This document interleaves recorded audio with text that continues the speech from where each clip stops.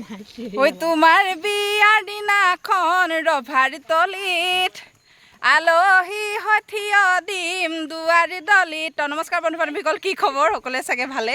তো মোৰো ভালেই। আৰু এতিয়া ধুনীয়াকৈ মেখেলা চাদৰ পিন্ধি আহিছোঁ। আজি ভিডিঅ'টো ষ্টাৰ্ট কৰিছোঁ বিয়া খোৱালে, মানে লগৰী বিয়া কৈছিলোঁৱে,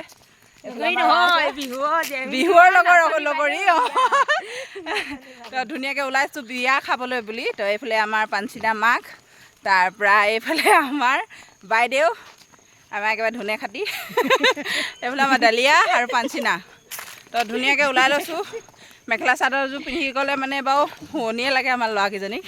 এইফালে কইনা কইনা লাগি গৈছে।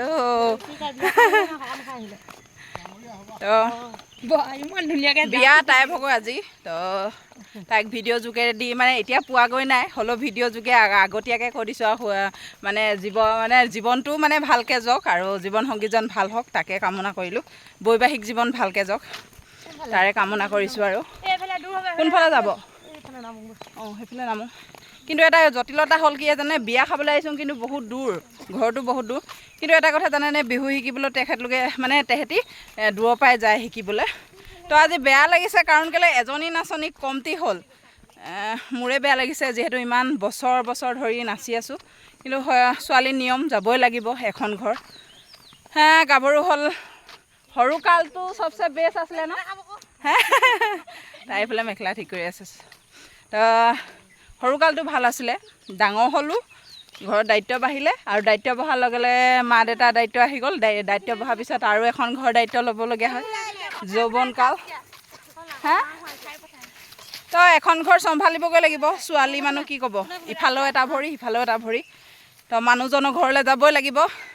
মাকৰ ঘৰ জিৰণি ঘৰ বুলি কয়, আৰু মানুহটো ঘৰ একেবাৰে থিতা ফিলোৱা ঘৰ, হয়নে ৰাইজসকল? ভাল লাগিছে, ভাল লাগিছে। পঠাই দি এতিয়া আমি পঠাই দি বিয়া খাব যাব লাগিব। এয়া দিছিলে, কাৰণ এপাক হ'ব, বহুত দূৰ হ'ব, ৰাতিও হ'ব, আৰু ওলাই আহোঁতে দেৰি হ'ল। এইকেইজনী কলেজলৈ গৈছিলে, যিহেতু আহোঁতে দেৰি হ'ল, সেইকাৰণে ভাল। তহঁতৰ বেয়া লগা নাই আজি বৰ্ণালী যাবগৈ? বেয়া নাই লগা তোৰ? এজনী নাচনী কমিছে, মোৰ বিয়াখন খাওঁ লাগিছে নেকি? অ' তেৰিটো, মোৰ বিয়া খাবা ৰ'বা, ধৈৰ্য ধৰা, ধৈৰ্য ফল মিঠা। বহাগতে আহিব চেনাই ঐ। তো ভালো লাগিছে, বেয়াও লাগিছে, কিন্তু কইনা সাজত দেখি পিনে বেয়াও লাগিব, কাৰণ বিহু ড্ৰেছত বেলেগ আছিলে। তো যি হওক, জীৱন সংগী বুলি ক'ব লাগিব এতিয়া।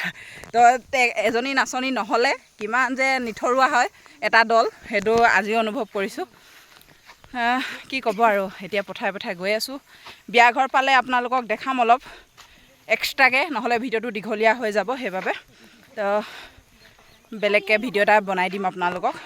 আমাৰ কইনা কেনেকুৱা দেখিছে, বা আমাৰ নাচনীজনীও চাওঁ লাগি আছে নাই, নাচনীৰ পৰা কইনা হৈছে বা বোৱাৰী হ'বগৈ এতিয়া। সেইখিনিও দেখাম আপোনালোকক, কইনাজনী কেনেকুৱা দেখিছে।